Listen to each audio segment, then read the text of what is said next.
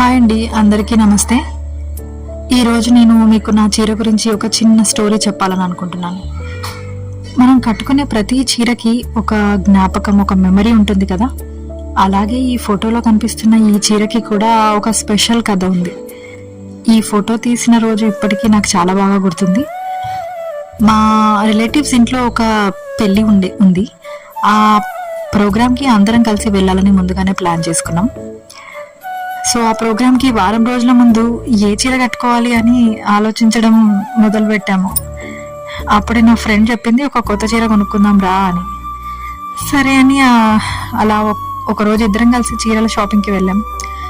షాప్లో చాలా చీరలు చూసాం. ఒకటి కలర్ బాగుంటే డిజైన్ నచ్చలేదు, ఇంకోటి డిజైన్ బాగుంటే ప్రైస్ ఎక్కువగా అనిపించింది. అలా దాదాపు 2 గంటలు చూసాక ఈ చీర నా కంటబడింది. ఫస్ట్ చూసిన వెంటనే ఇదే కావాలి అనిపించింది.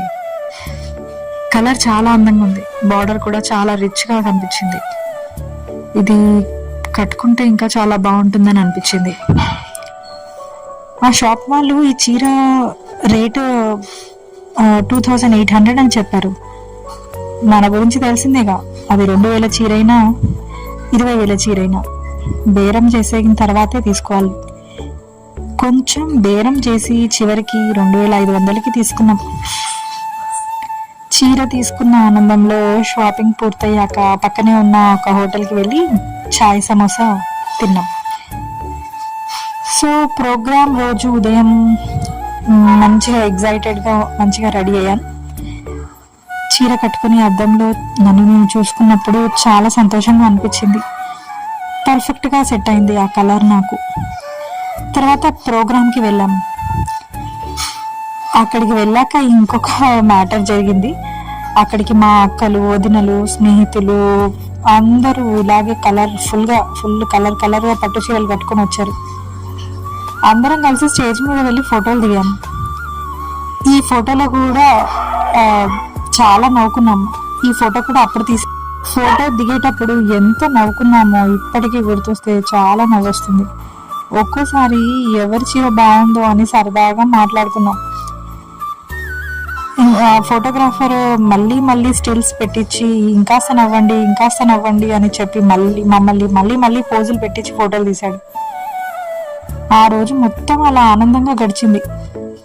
ప్రోగ్రామ్ అయిపోయాక కూడా ఈ ఫోటోలు చూస్తూ ఎన్నోసార్లు ఆ మెమరీస్ అన్ని గుర్తు చేసుకున్నాము. ఇప్పుడు ఈ చీర కట్టుకున్నప్పుడల్లా నాకు ఆ రోజు గుర్తొస్తుంది.